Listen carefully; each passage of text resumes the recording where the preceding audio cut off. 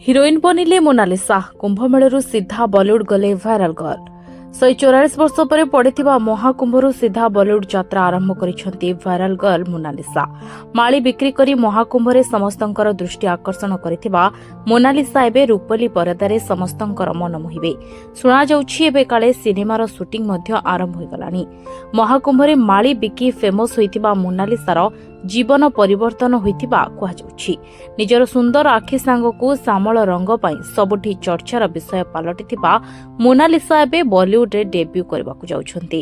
निर्देशक सनोज मिश्र तांको cinema the diary of Manipur रे मोनालिसा को कास्ट करिथिबा खबर सामना आछि।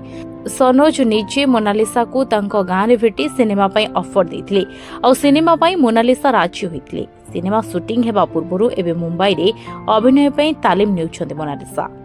एनी निर्देशक सनोज निज इंस्टाग्राम रे मोनालिसा को भेटिबार एक वीडियो शेयर करथिले।